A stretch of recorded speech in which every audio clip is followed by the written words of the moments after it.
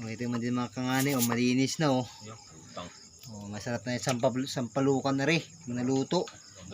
Dahil baga mga kangani man din ring paa ng kambing, mahirap kulisin. Ay di ang ginawa ay sisilabin, rin baga man din mga kangani Din at sinisilab ko tinting ni pa. Garnin pala ang gagawin para madaling matanggal ang balahibo ng paa ng kambing. Ganyan, sisilabin ng gayaan. Yan. Tapos hihintayin mong masunog. Tapos kukulisin mo na lang kutsilyo mamaya.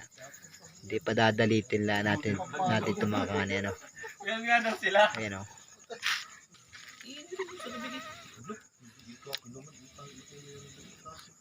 Meron kayo? Ayan. Meron pa. Sisilabin lang natin yan para madali yung matanggal. Kaya nagpuntahan dito yung dalawa. Ayan man din.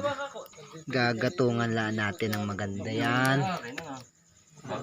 Dumalit ng maganda. Ayan. Tapos yun naman yung katawan ng kambing. Ayan o. Nakakaloko baga pare kahit kung pare yung puta lang yan, nihayamot na Kaya nga. Yung kandila, itirik mo na sa kanya. Man din mga kanit, nasunog naman din. Ay umitim na. Ay tingni pa Ay maaluan nga rin kulisin pagka rin nasusunog Ay tingni pa ay sunog na Ay maaluan nga na Ay tingni pa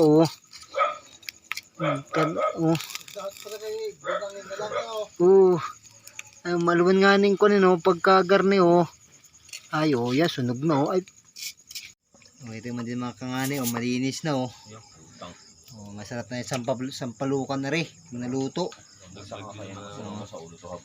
Papanood talaga yan ni Ula. Ay sige Kaya pala yung kambing wala ang paa. Nadikwat na pala. Ito pala yung singani. Ay mga kangani, nadikwat na po ang paa ng kambing. Pagka-comment si kuya dyan, naku nga tigil-tigil mo yung vlog na yan. Mahaba pa nga niya ang putol. Naluluwi sa ginagawa mo. Sir, maiisyo ka ganun nga. Ayos. Maluwan Maluwan linisin pagka nasusunog. Ganun pala ang sekreto para maluwan linisin ang gartuman din. Nasirit na. Nabutas pala rin. Mga kanangani nabutas nga ni Labas ang damo.